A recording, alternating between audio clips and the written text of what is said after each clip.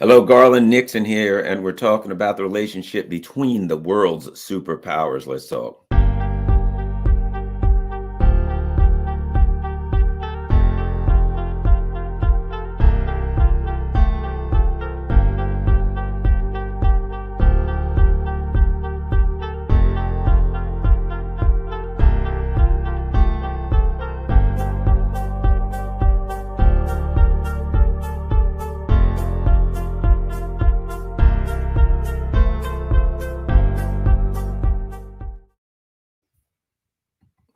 Hello, Garland here. Give me a second here. Here we go. I see the problem. Yeah, just had to make a quick adjustment. Hold on. Yep, just had to make a quick adjustment in my settings. I'm like, what the heck is going on? I can't hear, and can people hear me? Let me know. Is our sound is good, everybody? If our sound is good, we can get going. All right. What we're talking about now, I guess, is and it comes on the heels of Tony Blinken of all ungodly sociopaths meeting with the Chinese representatives. So what happened is a while back. We'll start with that. We'll start with China, Russia for this reason. If you think about it, what we're talking about here, the headaches, the problems, the issues, the fear of nuclear war all comes down to one thing. And that is there are three nuclear superpowers in the world. There are three, really economic, really political superpowers in the world from all perspectives. Now, I would say economically speaking, some people may argue that Russia is not an economic superpower because of its GDP outlet, things like that. Gross domestic product is, in the top 10 or whatever. But keep in mind something: there are other ways to measure economic output. Economic power, other than simply gross domestic product, which is a measure, a standard that was invented by the Wall Street people and the City of London people. And under gross domestic product, what you can prey on your own people, such as how the way the US did it after 2008. You can literally, a bank can foreclose on a bunch of houses and then claim that it has made a profit because it now owns houses. It can foreclose on 1 million houses and throw people in the street and then say, I made profit. It can then turn those houses over and sell them, rent them or whatever, and then say, I made even more product. And the nation's gross domestic product will increase. At the same time, the misery of the working class, the middle class, and the poor increases. So gross domestic product is a very poor indicator of economic power. There are other things, purchasing pay parity, which is, what can you buy based on the finances that you have? What do you build? What do you create? What do you sell? It becomes, to me, it's purchasing pay parity is a more realistic way to view it. When you start looking at the commodities that Russia has, the power that it has in the energy sector, et cetera, you see that it is a major player. I mean, anytime you've got a country that can, yank the rug out from most of the world's industrial machine at the blink of an eye, because it provides most of at minimum, a significant amount of the materials needed for industry, that is an economic power. And as we have seen, as a result of the West launching its economic war on Russia, Russia was very much able to fend off that attack. So again, Russia's an economic power, whether people want to look at the numbers or not. I think there are more important things than numbers. Okay, so we've got three economic powers. Clearly, three military powers. The U.S. has its gigantic military bases, and it has volume of military hardware. It has a lot of stuff. There are certainly discussions now as to the actual effectiveness of this military hardware, but it has a lot of it, and it has stuff all over the place to the point where it's choking itself out. China's certainly building military hardware at a high clip, and of course, Russia has clearly, it seems to be, when it comes to the Kinzhal missiles, when it comes to their missile technology, they are, decades ahead of everyone else, or so it appears right now. So Russia's clearly a military power based on what they want to do. Remember, Russia does not have a single doesn't have a single aircraft carrier. And some people say, well, that's a weakness. Well, it's only a weakness if you want to project your power around the world. If you want to focus your military power on defending your borders, well, what do you need an aircraft carrier for? So they don't project power. They don't need it. Excuse me. They don't waste money on things that they don't need. Now, China is building aircraft carriers, but I think for a different reason. And we'll talk about that very, very briefly in the context of this discussion. I think it's critical. One of the things that's going on now is China's building aircraft carriers. They're building more subs. They're building the ability to project military power. But I don't think it's actually because they want to go around the world and project military power. They've got one base in Djibouti in Africa. You see China looking at the United States. Again, same thing as the Belt and Road Initiative, right? The Belt and Road Initiative is the same thing. And additionally, put one more thing together before we clarify this. China is working with Saudi Arabia and a number of Gulf countries to build a naval alliance. What is all that about? It is about their obvious recognition that what the neocons in Washington want to do is, because they have a navy around the world, they want to be able to, if they would, excuse me for yawning, I had too much sleep last night, not enough. If they wanted to, if they were to go have a military or economic conflict with China or some other country, particularly China, but with a country that does a lot of trade around the world, the U.S. would like to be able to use their Navy fleet, worldwide Navy fleet, to block China's ability to do trade around the world, to restrict trade. That's basically what the U.S. Navy is about, the ability to restrict trade around the world, U.S. hegemony.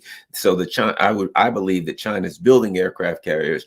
They're building what's referred to as a blue water Navy, not in an assertive manner, not because they want to take out, go around the world and control things. I think it's more likely because they're concerned that that's the U.S. plan, and I would be concerned because, in fact, that is the U.S. plan. So that comes down to now the Chinese and the Russians really having to come together, really having no choice. They've got a border together. They've got economic alliances. They really have no choice but to come together in defense against the U.S. So we've got, what we're talking about here is three true world powers. And one of the world powers is basically assaulting the other two economically, diplomatically, militarily, and militarily, because there have been terrorist attacks on Chinese Belt and Road initiatives, and there are those who believe that the CIA are behind them, that the CIA is, working to do everything they can to thwart the Belt Road Initiative, because they recognize that their ability to choke off China will be thwarted by China building land-based methods for transporting their stuff around, transporting their gear, transporting for continuing their trade.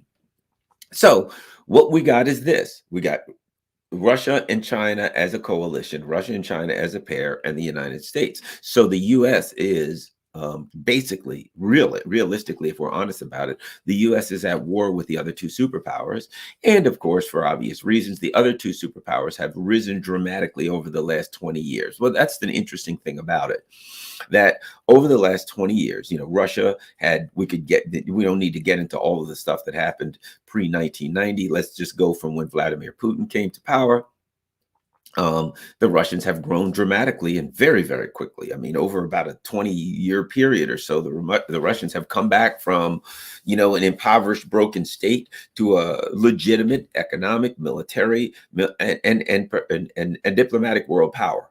And something very different than the Soviet Union, very, very different than the Soviet Union in a lot of ways, but it does have its commonalities. Meanwhile, China, who, for, the last century faced, for centuries actually faced, violence, brutality, and colonialism at the hands of, the UK and others, benefited from neoliberalism. The US determined that it was going to utilize cheap labor in China to increase profits. We're going to go to China. We're going to offload all the jobs from the US to China. And we're going to make a fortune doing it. Hooray, hooray, hooray. Well, there's good news and bad news. The good news is it worked. The really bad news is it worked because what the US did, and not just the US, but what the West did in exercising the oligarchical greed, at the cost of, the standard of living of the working class and the working poor and the poor in their own countries. What they did was they empowered China. And part of this, and I'm going to say this, people may not like it. There was a certain level of racism there. There was a certain level of a feeling that we've got these advanced societies, and somehow, I guess, the Western societies are intellectually inferior to the Chinese. Why they'll just be happy to work all the time. They'll what live little. We'll give them the minimal amount of technology needed in order to build iPhones or whatever the hell we need, but robot toys and things like that we need, pieces of plastic frippery for our dollar stores. We'll give them the minimum they need, and they'll be happy just to go on forever doing what we tell them to do. And maybe if their economy builds up enough, we can go in using neoliberalism. They'll do what they're told, and we will extract the oligarchs will extract profit from them in the same way that they extract profit from their own people. Well, no, it didn't quite work, because the Chinese were an enterprising group, and when they saw the opportunity, not only did they utilize what they had, they developed new technology, and in many instances, such as 5G and AI, they far surpassed their Western sponsors, one might use that term. So the U.S., the way I say the West, we mean the U.S. empire, was aghast. Holy moly, we got a problem.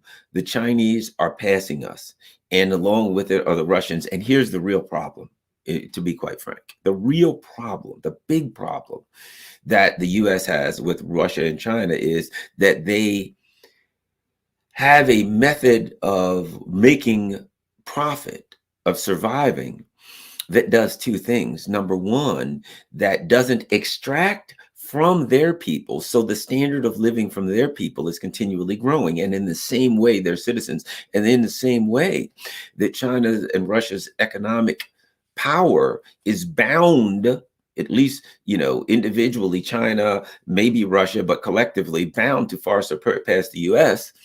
Their military, because of technology, is bound to surpass the U.S. and already has in Russia, because of they're graduating more STEM students, and their technology companies are in business to do more than just extract money and make a profit and create Zumba robots. But the standard of living of their citizens is bound to eventually pass the standard of living in the West, not the least of which being because the standard of living in the West is going down. The Western standard of living is getting worse because of neoliberalism.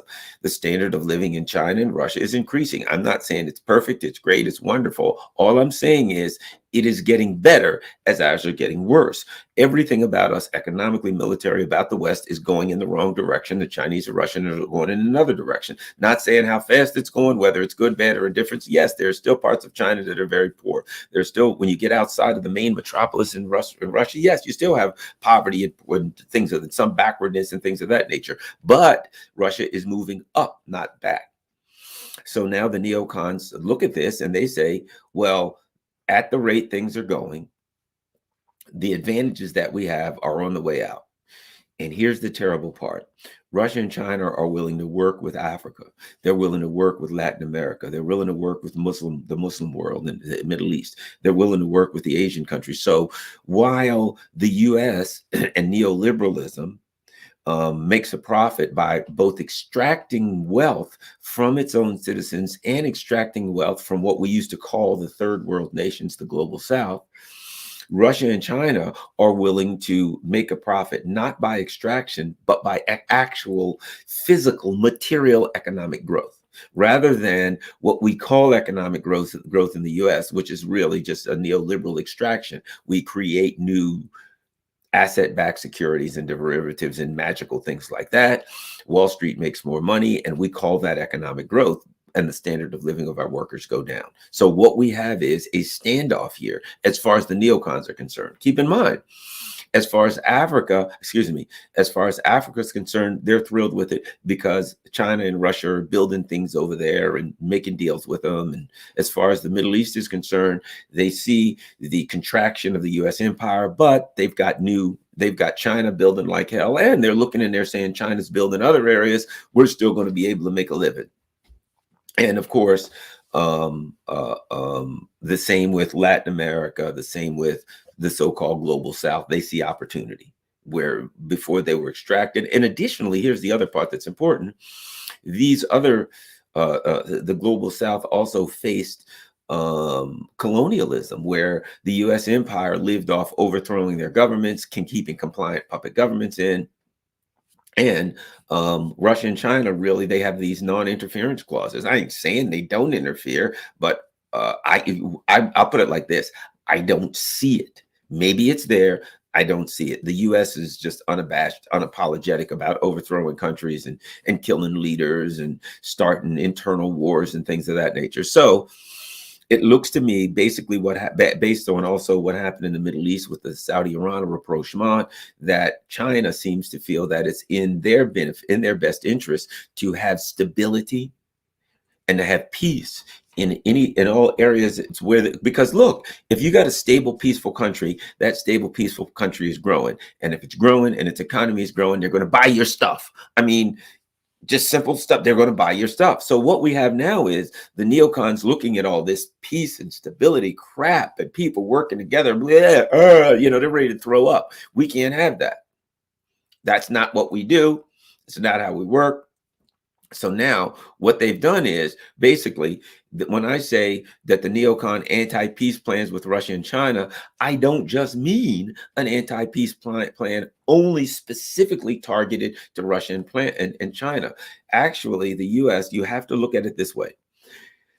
The US is at war with two things: with our world that we live in, right, with the nations of the world that we live in. Because if you look at it, if Russia doesn't want what we want, if China doesn't want what we want, if Africa doesn't want what we want, if Asia, if Latin America, if the Middle East, it becomes the majority of the world says we don't want this. Let me add this: as quiet as it's kept, the people of Europe don't want it. The people of Europe really don't want what they're getting. The people of Europe want peace and stability. The people of Europe actually enjoyed the economic growth that they got from inexpensive resources and energy from Russia. They were fine with that. The people of Europe are happy. Look, you think Mercedes and BMW ain't happy selling damn near half of their goods to this Chinese market of 1.4 billion people that's growing? They're thrilled. Everybody's trying to eat because of their own merit. The European people are not interested in world hegemony. They just want to go to the cafe, have a glass of a nice wine, and have some cheese and grapes or whatever the hell they eat on the streets of Paris. They want to enjoy their lives.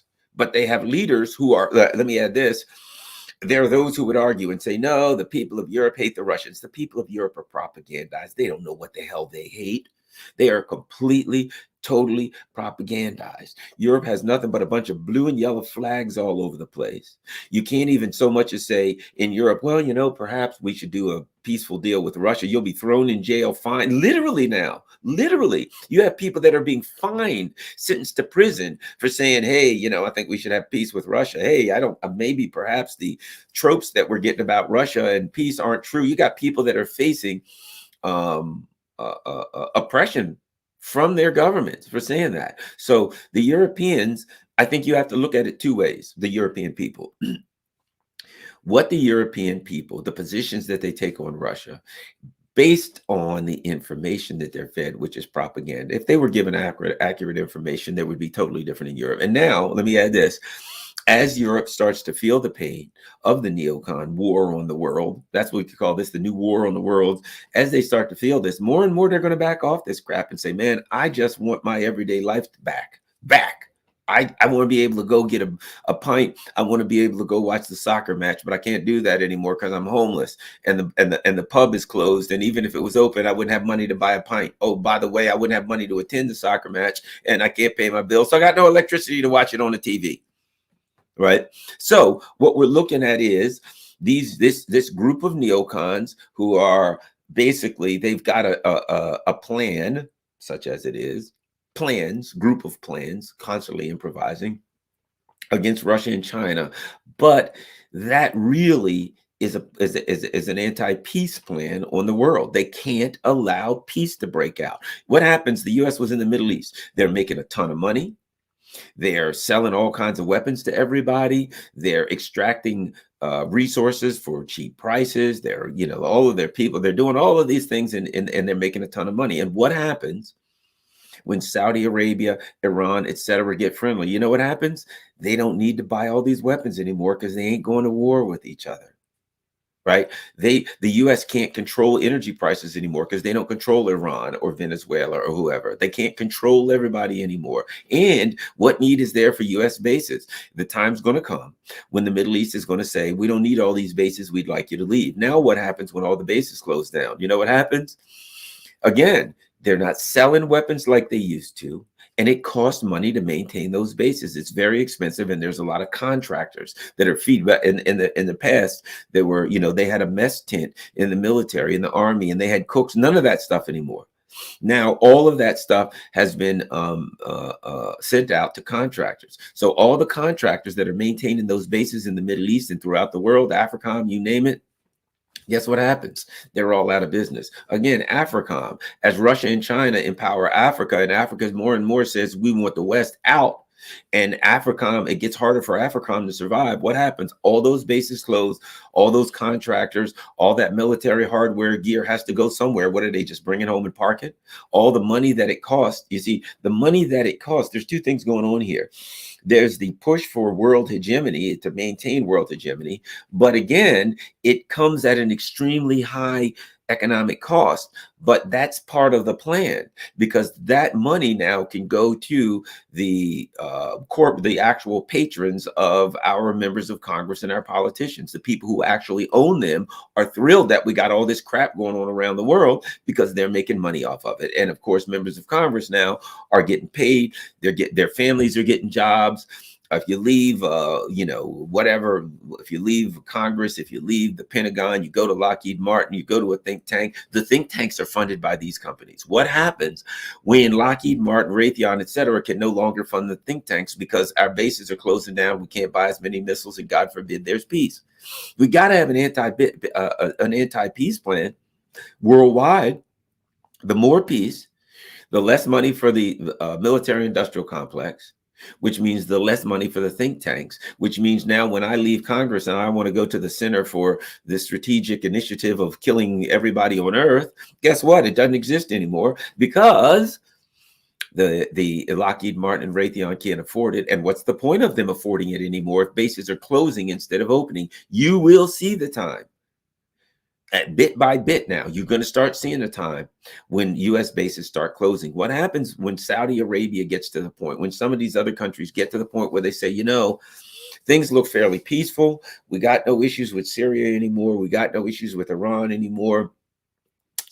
Thanks, but no thanks for your bases. Close them down. What happens to those bases? And as Africa gets stronger and closer to Russia and China, and these African leaders say,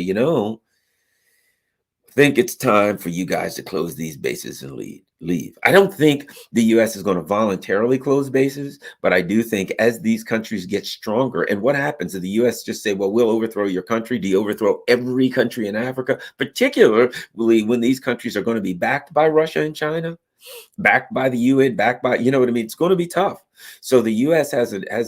really is at war with the world. And additionally, let me add this. The U.S. is at war with modernity. And modernity, I mean the change of the world.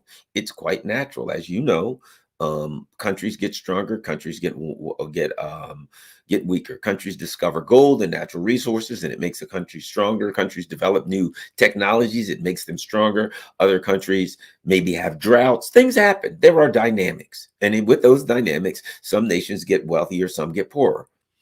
And that being said, that's just the way it is. It's modernity. Now, you had, as the U.S., the neocons had a period of time where other countries had to recover from one thing or another, and the U.S. was the unipolar power. They interpreted that in a twisted, almost quasi-religious kind of way to say, I would say Calvinism. You know what I mean? Well, I'm rich. And because I'm rich, that means God wants me to be rich. And you're poor. And because you're poor, that demonstrates that God wants you to be poor. So let's not mess with God's order. God has decided just by the fact that you're rich, it tells us that God decided he wanted you to be rich. If God didn't want you to be rich, if God didn't want you to be rich, you wouldn't be rich. And the same with the poor people, right? And the US has used that quasi Calvinistic religious argument in the same way to say the US is the powerful, we're very, very powerful. Well, as again, we could go on with World War II and what happened with the crash of the Soviet Union and imperialism against China. Okay, fine, call it what you want to. But yes, we were at the top of the hill. However, what the neocons argue, what the US has tried to argue is Calvinistically, because we are at the top of the hill, that demonstrates that God wants us there. Now, they don't use the term God, but they don't have to. They make it some kind of a religious natural order. This is the natural order of things. It is we're the shining city on the hill, right? I mean, that started way back when the, as they called them, the pilgrims, when the first people were coming over. It was, we're the shining city on the hill, we're the top, we're the, we should be this way. And if God wants you this way, well, then you got to defend that. Now, here would be my argument. Look, if you're going to make an argument that God created an order, let God maintain the damn order. If you're going to say, well, God put us as an exceptional nation, or the universe made us an exceptional nation, or whoever the hell, they won't come out and say God or the universe, but they just come out and say we are the exceptional nation. They won't say what's behind it, but we all know what they're trying to imply. And my rebuttal would be this. It's like there was a long Richard Pryor, one of my favorites. I'm a Richard Pryor and Carlin, two of my favorite social commentators. Richard Pryor made this analogy. He said he was, one of his jokes. I was walking down the street and I heard a voice from an alley, and it said, and I thought it was the voice of God, and it said, "Hey, give me," I was eating a tuna fish sandwich. That's what he said, and the voice said, "Hey, give me some of that tuna fish sandwich." Now, there's lots more to it, but what Richard Pryor said was, it was profound. He said, and I thought it might not be a tuna fish sandwich. Maybe a couple guys up there with a baseball bat to beat me over the head and rob me, right? I'm adding that. He didn't exactly say it that way, but we don't use that kind of language on this channel. But so what he said was profound. He said, I told him, you, God, make your own tuna fish sandwich, right? Well, it was profound. It was, if God wants something, God can make it, right? So let's talk about the U.S. being the indispensable nation. Guess what? If you're arguing the universe, God, whoever, the natural order of things is that the U.S. is at the head, well, you don't have to defend that, do you? You don't have to. If God put us in place, God will make it happen. If the universe put it in place, just, chant and hold some crystals to the sky and just, do some yoga. What do you know? The universe will align things. If in fact it's just the natural order because we're superior, I'll put it like this. If, let's say, I was to run a 100-yard dash against Usain Bolt wouldn't have to break my knees. He wouldn't have to trip me. He wouldn't have to argue that God made the natural of order things, that he's faster than I did. All he'd have to do is run, wouldn't he? Because A, I'm considerably older than him, and B, it wouldn't matter if I was considerably younger than him. I can't outrun him. I can't even, on a bicycle, I probably couldn't catch him. On a motorcycle, on a whatever, you could put me in a rocket. By the time I turned the key and got it started, he'd be across the 100-yard line. So forget it. There's no universe in which I'm beating Usain Bolt in a 100-yard dash, right? But he doesn't have to do something to make that happen. That is just the nature of things. It'd be like me saying I'm going to run a gazelle in a 440. The nature of things are humans can't outrun gazelles, right? So actually, if you go to the core of the neocon argument that somehow the US empire is superior to all others, they don't have to do anything. See, if they truly believed that it was that we were technologically, I guess, intellectually, culturally, from the perspective of our work ethic, whatever the case may be, if they truly believed that we were superior, that superiority would speak for itself. You wouldn't have to do anything. right? The two guys are side by side, one of them stronger than the other. You don't have to convince the weaker one that the other guy's strong. That guy's 6'5", 280, and he's a bodybuilder. You're 5'10", 190, and you ain't. You don't have to convince anyone that this person's bigger and stronger. Anybody can look at it and see. And if you start lifting weights, you'll see this guy can bench 500 pounds. This guy can bench 200 pounds, whatever. But it's obvious. People can look at it and see. So my point all along is that even though they won't admit it, the neocons know the truth. They know that the US is not indispensable or intellectually or culturally or whatever superior to Russia and China and Africa or Latin America. Because if they actually were, all they would have to do is sit around and let nature take its course. And guess what? The smartest, strongest, most advanced people would be the US empire, always, because they're superior. What they know is that that's a bunch of bull crap.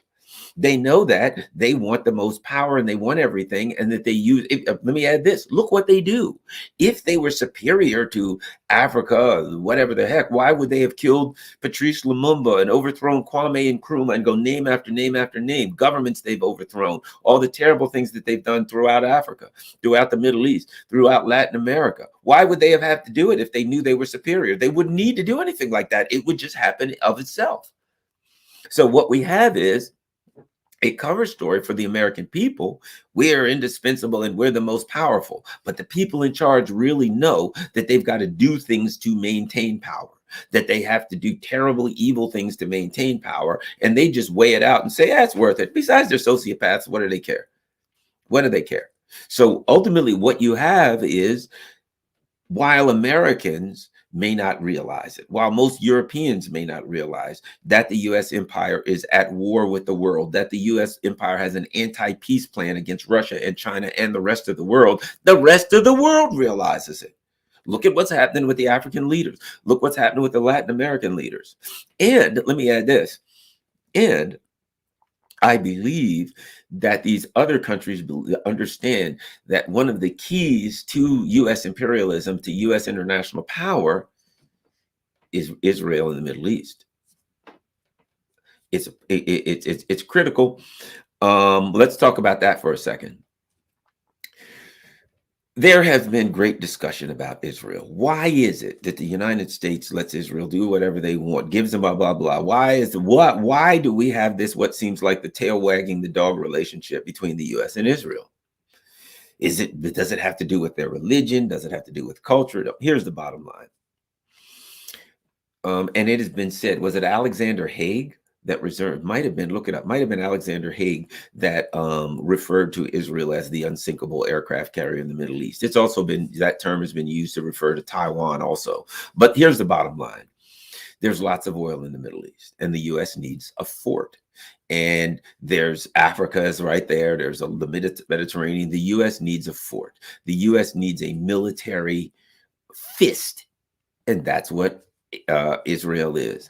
I believe that then when that part of the world was chosen for Israel, that's specifically why it was chosen. Keep in mind something. The US empire chose, the Western powers, US UK empire, literally chose the land of Palestine to insert Israel. They chose that. At one point, they were looking at upstate New York, believe it or not, right?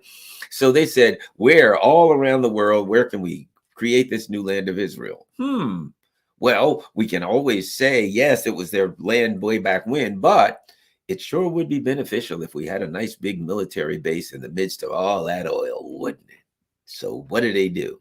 Boom, right in the midst of all the oil, they put Israel there, and they arm it to the teeth.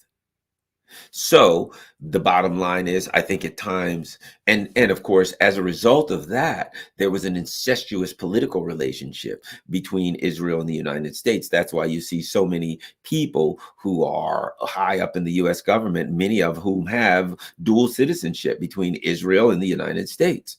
The issue of Zionism was a very convenient issue for the United States. They could grab on to Zionism and they could say, yes, we're Zionists, therefore that's why we support Israel. That's our cultural oneness with Israel. And then they started using terms like Judeo-Christian culture, blah, blah, blah. If you think about it, you could say the Muslim Judeo-Muslim. You could have said anything you want. That is nothing but a tagline. That is not Judeo-Christian. Is nothing but a a buzz term, a euphemism, whatever you call it, ethics, culture, to tie the two of them together. But in reality, they selected that area specifically because there's oil there, and there's all these natural resources in Africa, and now they've got a big base there, and to which they can launch their many operations from. And of course, this pretend country of Israel, and I say it's a pretend country because the ties to the US empire are so close that is it a country or is it part of the US empire? Is it kind of a colony of the, does it have a push me, pull you relationship with the US empire? That's a good, a good thing to talk about. I'm not sure how I'll put it like this. We're talking about the words we use to describe the US-Israel relationship, but forget all of that. The reality is it is a US base, a US fort amidst the oil. And that's why they're always up to no good in that area. They're trying to maintain some level of chaos and instability so that these countries won't become stable. See, China understood this.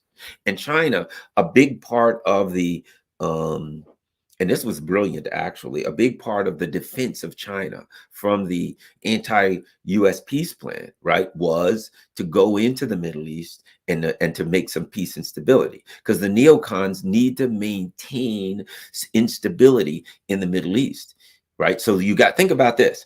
If you're China and you're in this tug of war with the US, and the US says, ha, ha, ha, we're going to get you. You look at them and you find weaknesses. It's like martial arts, right? Think about it again.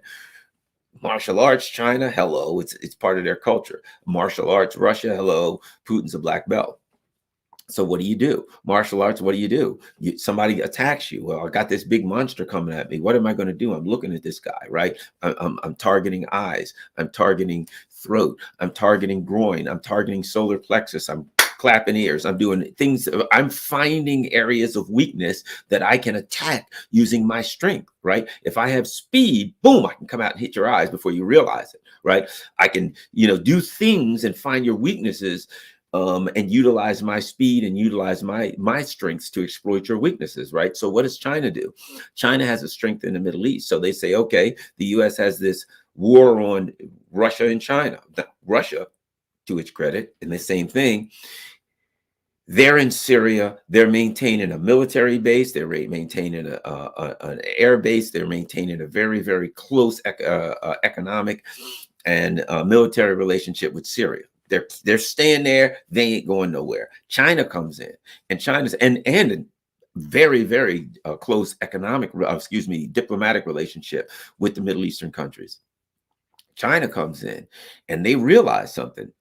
The US thrives off of this chaos. They want to maintain chaos and colonialism in the Middle East. China comes in and says, we'll fix that. We're going to thwart the chaos. So China comes in, brilliant, powerful move. This may have been the coup de grace for the US empire, to be honest. They come in and they say, we're going to thwart the chaos and create stability. Here's the issue.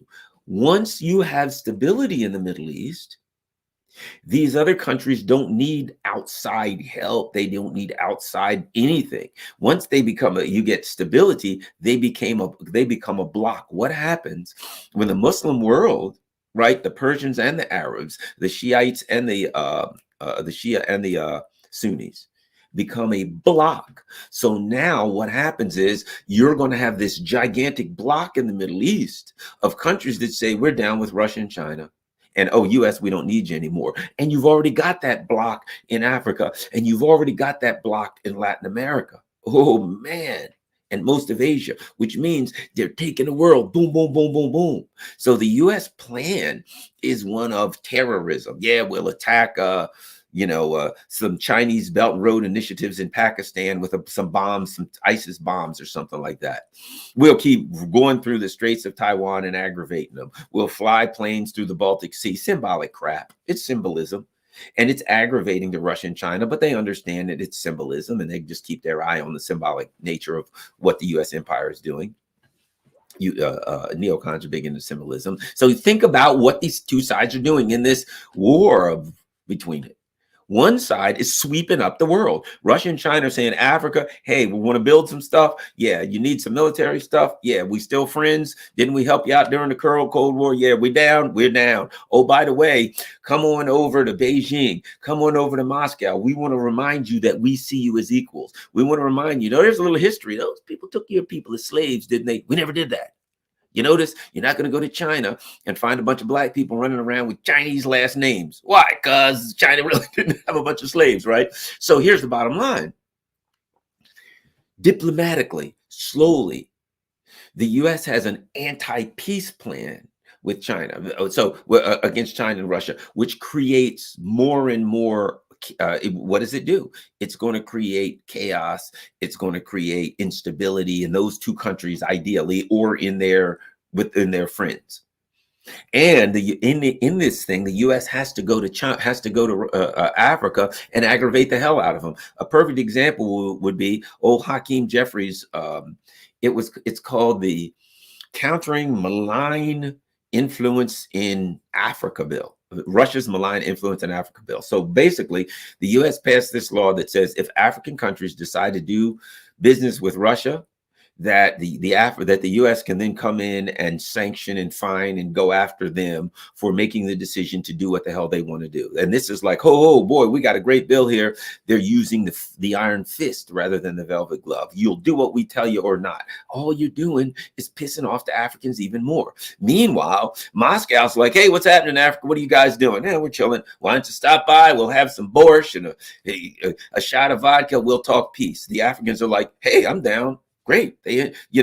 We're friends now, right? Beijing, what are you guys doing in Africa? Yeah, just kind of chilling out here. Come on up here. Let's talk about what do you need? You need roads, you need power plants. What do you need? Ports. Yeah, we got nothing but money, dude. That's all we got is money. We'd be happy to part with some of it. We can make some deals. You got lithium, you got gold. Let's build your ports and air and roads and things, and we'll deal with all the rest of this stuff. Yay, great. So the U.S. is passing bills that says we will pound Africa into the ground if they don't do what we want. And Russia and China is inviting them in, building nuclear power plants and things of that nature, building stuff around there. Well, guess what? Guess who wins that one? Guess who wins that one? Here's what we really have here from a worldwide perspective. It's Maxwell Smart, Get Smart, right? What were the names of the two? Now it was inverted, of course, but what were the names of the two spy agencies for those who might have remembered, Get Smart? There were two spy agencies. It was farcical, of course. The US was called Control, and of course I'm not really sure, I guess it was supposed to be the Germans or whatever, was called Chaos. Now let's invert it. What we're talking about is that, and let's not even use this. The U.S. anti-Russia peace plan and China peace plan is a plan of chaos, right? Anyone who tries to do business with you, we're going to create economic chaos in your country and instability, chaos and instability.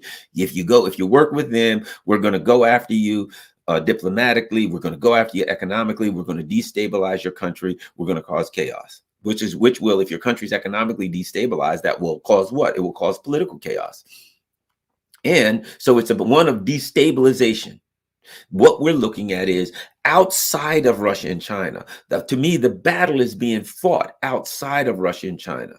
The U.S. is going around China's border. Look at Myanmar. Look at Thailand. They're trying to overthrow governments. They're trying to put in puppet-compliant governments, right? And you know what puppet-compliant governments create?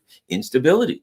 Because as we see in Europe, and really as we see in the U.S. empire, when you have a government that is not acting in the best interest of its people, you're going to have an unstable country. The U.S. right now, that's why the U.S. is unstable. The U.S. government, the neocons, are acting on behalf of this weird, as I said, quasi-religious crusade that they have for neoliberal world hegemony. But that doesn't coincide, that doesn't align with the needs of the everyday person as a result of the U.S.'s foreign policy, of the U.S.'s policies in domestic also. We've got growing homelessness, growing drug abuse, the issues of despair. Now, there may be, of course, you know, the kind of people that every homeless person is their own fault. Everything, you know, we won't worry about. That's neoliberalism, by the way. There are people that consider themselves conservatives, and really they're neoliberals. The neoliberal blames the poor person for being poor, blames the homeless person for being homeless, does not acknowledge, the neoliberal does not acknowledge grand reasons for things. It does not, it doesn't really want to acknowledge that the oligarchs taking all the factory jobs out of the US, moving them elsewhere, caused homelessness and poverty. Instead, the neoliberal says that one homeless person there made bad decisions. Well, did he make a good decision when he was working for the factory, and a bad decision when the factory left his hometown and he couldn't get a job? No. But the neoliberal does not acknowledge grand grand issues causing individual problems. It doesn't make sense, to tell you the truth, but that's the neoliberal. And as I said, a lot of conservatives have endorsed and grasped neoliberalism without even knowing it, and they're part of the problem. Anyway, so what we're looking at here is a world where, and think of how the rest of the world sees that. You're in an African country, you're in a Latin American country, and the Chinese come in, the Russians come in, and they say, hey, let's do business. We want to buy this. Oh, by the way, we have a rule. We don't interfere with your country. If you're doing things we like or don't like, we don't interfere with your internal goings on. Meanwhile, well, you need a new airport. We're down. We got you. And we're building an airport. You got the US comes in and says, we'll overthrow your government and take it all. What do we give a damn? If you're that country and those leaders and the people there, particularly, think about this. If you've got greedy, terrible leaders, the leaders may be feel far better with the US empire. Hey, we get rich. But the people as a whole want stability. Stability creates not wealth. People don't want wealth. They want prosperity. Wealth means, wealth is what we got. Wealth is lots of money comes in and it goes to a tiny group of people. Prosperity, everybody has a shot. We got jobs for lots of people and things, and we do things to ensure that people prosper. Prosperity, that's what people want. Stability helps to create. It doesn't in and of itself create prosperity, but stability helps to create prosperity. So if you look at it, you've got countries now that are seeking stability, and they see Russia and China as more stable and reliable diplomatic economic partners. And let me add this.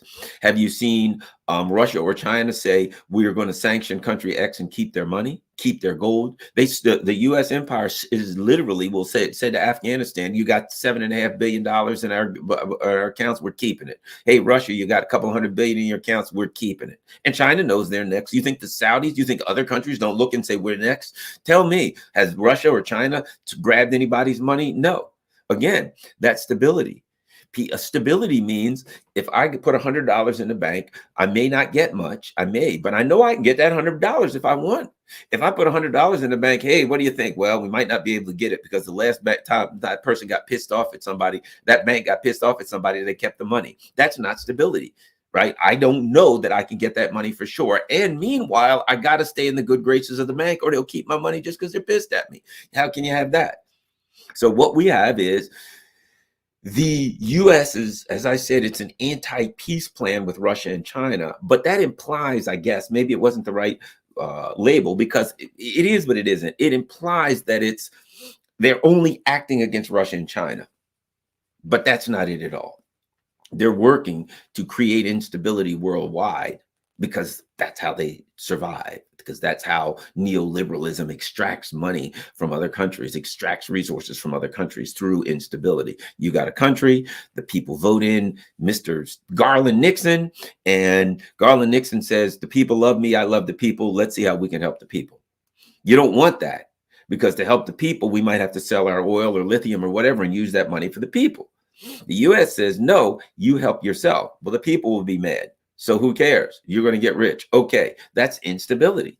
The people at the top get rich. The leaders of the country get rich. The rest of the people get poor. They're going to get angry. They're going to get poorer. They're going to have more crime. They're going to have everything. And they're going to want something different.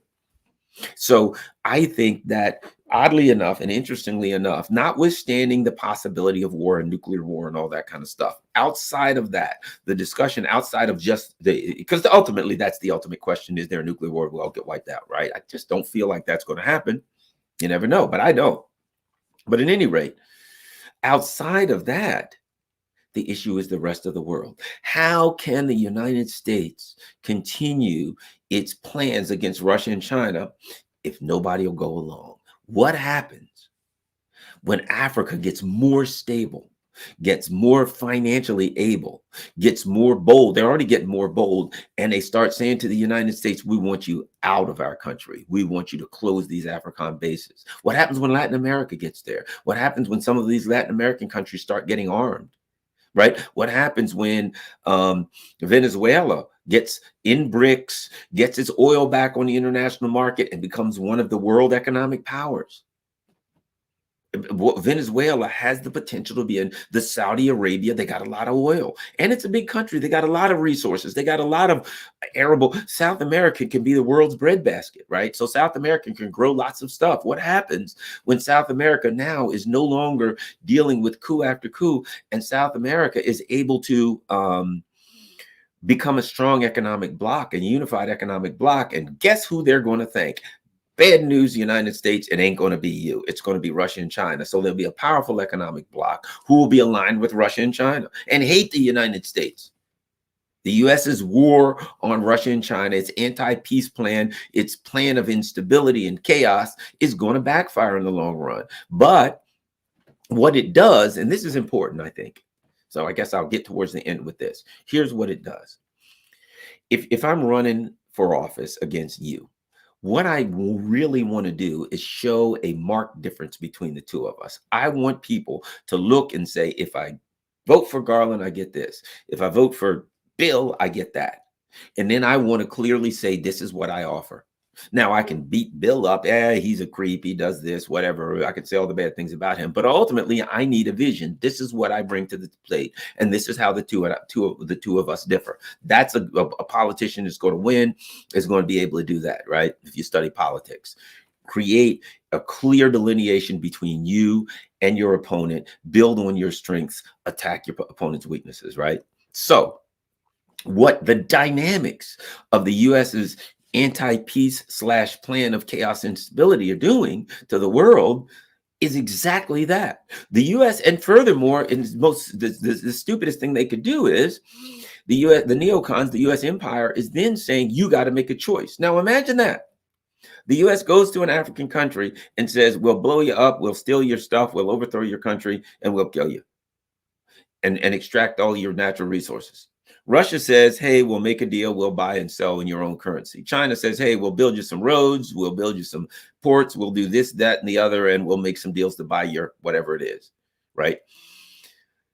The country can then see a clear difference, right? Well, they want to kill us and overthrow our country. They want to build us some stuff and buy us some stuff and agree to non-interference in our internal affairs. There's the difference. So the US's anti-peace plan for Russia, which is a worldwide terrorism plan of instability and chaos, actually creates the very dynamic that will be the demise of the US empire. It demonstrates to the world, you got to choose. It says, you got to choose between us and them, but then it demonstrates the difference between us and them. I'm not saying that Russia and China are just they're the kindest, most wonderful people, and they're there to do all good things for the Africans. Russia, no, I'm saying they're just being honest. They're transactional. They're saying, look, we got A to B, we need A and B. You got A and B. We're trying to sell A and B. You might need to buy A and B from us. Let's make a deal. That's what Russia and China is doing. They ain't trying. Let me add this. They're not trying to export, right, their culture. They're not trying to say, oh, you got to, whether it's rainbow flags or what with them, it could be vegetarianism. If you're Hindu, it could be this or that, right? They're not trying to say your culture has to appropriate the things that we believe in our culture, which is what the U.S. does. You got to eat our foods, buy our stuff. You got to live like we live. Russia and China ain't saying that. They're saying, hey, man, we're all trying to eat. Let's just eat. We'll make a deal with you. You make a deal with us. We'll walk away. Everybody eats, right? The US goes in and you got to do everything culturally, and then we're going to rob you anyway. They're creating a dynamic worldwide where people are going to make the obvious decision. That's all I'm saying. And this neocon US empire plan to take out Russia and China is suicidal economically, culturally, etc., because you're going to fall apart. And this situation is going to go bad. However, I will say this, that the UK empire fell and the UK survived. The US empire has fallen and the US will survive. And I'll tell you why. One of the things I think, the average everyday working person is not benefiting from the empire anyway already. You ain't benefiting from having planes all over the place. You get none of that. You're not benefiting from having what do you call it? Bases all over creation. So the average person is not benefiting from empire. In fact, the average person is suffering as a result of empire. I would argue that when the US empire craps out, that to some extent, the American people will be better off. I think to have an empire and democracy are mutually exclusive. You can't have an empire that's a democracy, and that any hope for democracy, it has to be the end of the U.S. empire. The U.S. and I don't mean the U.S. empire in that it blows up or disappears. Keep in mind something: the working class aren't the U.S. empire; they're victims of the U.S. empire. The U.S. empire is something different. So I think that the U.S. empire can fall apart, which would mean to me two things. These 850 bases around the world, we can no longer afford. The dollar craps out. We can't afford these bases anymore. We can't afford military ships and planes and everything all around the world. Tell me something. How are you going to hurt if that happens? How's that going to hurt you if you're an American? You ain't. How's that going to hurt you if you're a European? It ain't going to hurt you. It's not going to hurt you. And now the brain drain in the US empire, every time somebody graduates with a STEM degree or whatever the hell, they get snatched up by Raytheon so they can build missiles. What happens when those people now are working in the non-military environment and they're creating other things and they're doing other technology? I believe, I'll say this, the US as a nation can advance much quicker when it's not an empire, when the empire falls. Separate the empire from the US as a nation, that the people, we can have democracy and choose who the hell we want. We will have to live within our means, which is no problem, because right now, if we have to live within our means, the people in the country will be better off. We'll have more money for us if we can't afford all of those bases anymore. Or the money that will go will be the money that's being spent for the bases, not ours. And we will be able to have a democracy and to vote people in. The Europeans will no longer be controlled by the US. They'll be able to vote in the hell people they want and have a real country, have a real democracy. All right. Thanks a lot, everybody. Unfortunately, I got to run because, I got to go to the office. Ooh, it's after 10. Let me just look real quick. I'm going to hit a couple of the super chats. I can't hit, but so many of them. Build a better world with bricks. That's right. Thanks. And that was, sorry about that. That was, I'm missing some, but I'm going to keep going. As best I can. I'll hit a few. Rafiq Adams says, great show, Garland. Can you kindly invite Dr. E. Michael Jones of Culture Wars magazine and author of Barren Metal on your next show to discuss Ukraine and neoconservatives? Thanks. Good. Sounds good. Thanks a lot. Send me an email on that if you would. It's garlandin@gmail.com. Garlandin, Rafiq Adams, because I'll probably forget that. All right, Garlandin, my first name and the first letter of my last name @gmail. Send me a reminder. There's Sparky. Hey, Spark, build a better world with bricks. And we move on to Sparky. Poland and Ukraine beating African peace delegation. Treating African peace delegation like they're stupid or children probably doesn't help the West in the eyes of the world. You're right. I'm going to only be able to do one more. I'm sorry, but I gotta get rolling. Sparky, free Gonzalo Lira. That's right. Free Julian Assange. Sparky is rolling today, isn't he? Sparky, make Ukraine Russia again. Well, Ukraine's going to be Russia. All I got to say is the U.S. said they're going to keep the communists out of Vietnam, and when we left, the communists in control of Vietnam. The U.S. says we're going to keep the Taliban out of Afghanistan. When we leave, the Taliban come back into Afghanistan. The U.S. says we're going to keep the Russians out of Ukraine. How do you think that's going to end up? Like it always does. All right, thanks a lot, you all. I got to run. Don't forget. DC $DC is my Cash App. You can go follow me on Telegram. If you can afford to do something on Patreon and help me out, that would be appreciated. If you could do something to help out the channel. Got lots of big things going on over the course of the summer. Hope to break out some new stuff when the fall hits. Additionally, buymeacoffee.com is always great. If you can do buy me a coffee, it's just like you'll go on there /Garland NH, and it'll say buy Garland a coffee for $5, $1, $2, $3, whatever. And now Buy Me a Coffee actually does just like Patreon. You can say I want to do it monthly. So buymeacoffee.com. Don't forget, last but not least, rockfin.com /Garland Nixon. In case they throw me off of YouTube, you can go to Rockfin, and everything's there, and it's a free speech platform, so you don't have to worry. Every Wednesday from 9 to 10 a.m., Scott Ritter is there for my subscription people for Rockfin. It's free to join and all that stuff if you can afford it.